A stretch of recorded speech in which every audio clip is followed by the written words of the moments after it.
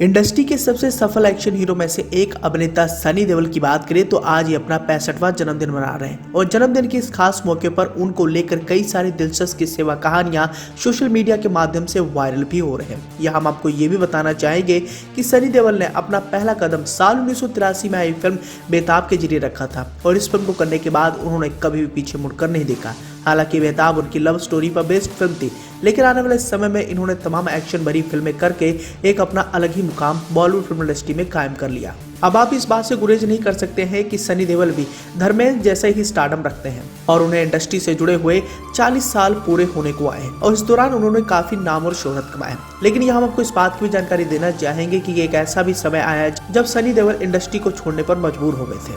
अब जब बात अभिनेता सनी देओल की आती है तब कई सारी बातें उभर कर सामने आती है। एक तो सनी देओल शांत स्वभाव के माने जाते हैं, लेकिन फिल्मों में उनका गुस्सा साफ तौर पर हमें देखने को मिलता है। लेकिन यहाँ हम आपको ये भी बताना चाहेंगे कि सनी देओल बॉलीवुड के उन चुनिंदा कलाकारों में से एक हैं जो शुरुआती दौर में बॉडी डबल का इस्तेमाल नहीं करते थे और खतरनाक से खतरनाक स्टंट को खुद ही परफॉर्म किया करते थे, लेकिन इसी का खामियाजा उन्हें एक बार भुगतना पड़ा था। अब अपने लंबे करियर के चलते सनी देओल को काफी परेशानी का सामना भी करना पड़ा था और एक ऐसा भी समय आया जब उन्हें 5 साल तक लंबा ब्रेक लेना पड़ा था। यहाँ तक कि उनकी हालत इतनी ज्यादा बदतर हो गई थी कि वो 5 साल तक बिस्तर पर ही थे। सनी देओल को एक लंबे समय से बैक पेन की समस्या थी, जिसकी वजह से वो काफी परेशानियों का सामना भी किए। वहीं उनके करियर को भी इससे नुकसान पहुंचा था। बताया जाता है कि फिल्म यमला पगला दीवाना 2 के फ्लॉप हो जाने से वो काफी दुखी थे। इसके बाद एक इंटरव्यू में उन्होंने जिक्र किया था कि जब मैंने करियर की शुरुआत ही किया था तब से ही मेरे साथ कई सारे हेल्थ इश्यूज जुड़ गए थे।